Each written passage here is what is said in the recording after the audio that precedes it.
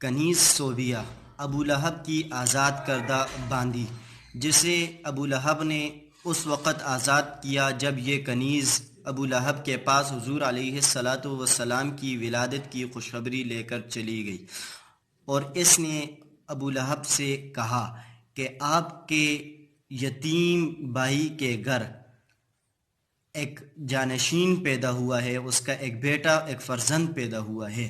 تو یہ خبر سنتے ہی ابو لہب نے فوراً اپنی انگلی کے اشارے سے اسے آزاد کر دیا۔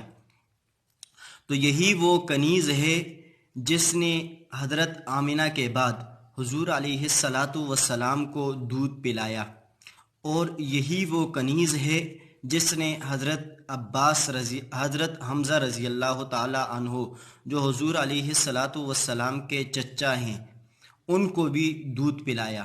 تو حضور علیہ الصلاۃ والسلام کے یہ حضرت حمزہ رضی اللہ تعالیٰ عنہ رضائی بھائی ہو گئے، اور کنیز صوبیہ حضور علیہ الصلاۃ والسلام کی رضائی ماں۔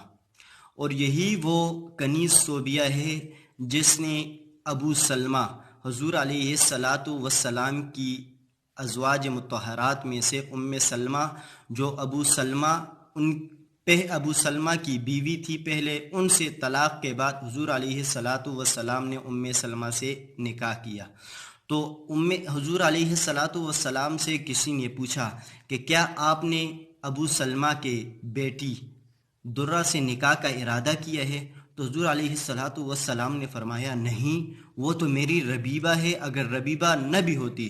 ربیبہ کہتے ہیں کہ بیوی کی وہ بیٹی جو پہلے خامن سے ہو، تو یہ درہ ابو سلمہ کی بیٹی تھی۔ تو حضور علیہ الصلاۃ والسلام نے فرمایا اگر وہ میری ربیبہ نہ بھی ہوتی تو پھر بھی وہ مجھ پر حرام تھی، کیونکہ وہ میری ایک رضائی بتیجی ہے۔ تو یہ کنیز صوبیہ، اس میں علماء کا اختلاف ہے کہ یہ آیا مسلمان تھی یا نہ تھی۔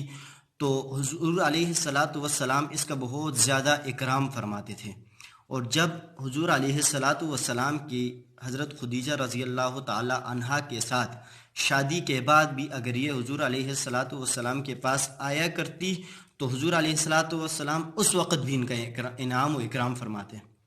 تو جب حضور علیہ الصلاۃ والسلام نے مدینہ ہجرت کی تو وہاں سے ان کے لیے تحفے تحائف بھیجا کرتے تھے۔ تو جب مکہ فتح ہوا تو حضور علیہ الصلاۃ والسلام نے فرمایا کہ کنیز صوبیہ اور اس کے بیٹے مسروح کو بلا لیا جائے۔ تو جب ان لوگوں نے تحقیق کی تو فرمایا کہ وہ تو فوت ہو چکے ہیں۔ تو حضور علیہ الصلاۃ والسلام نے فرمایا کہ اگر ان کے کوئی اقربا، کوئی قریبی رشتہ دار ہیں تو ان کو بلایا جائے تاکہ میں ان کا اکرام کر دوں۔ تو پھر فرمایا کہ پھر تحقیق سے بات ثابت ہوئی کہ ان کے اقربا بھی فوت ہو چکے ہیں، ان کے اقربا بھی نہیں ہیں۔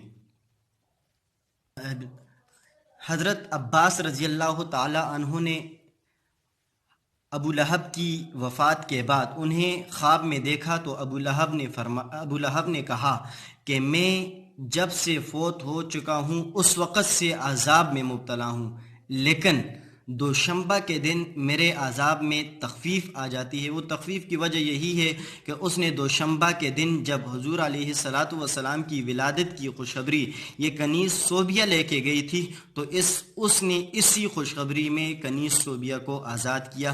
تخفیف عذاب کی وجہ یہی کنیز صوبیہ حضور علیہ الصلاۃ والسلام کی ولادت کی خوشخبری لے کر جانے کی وجہ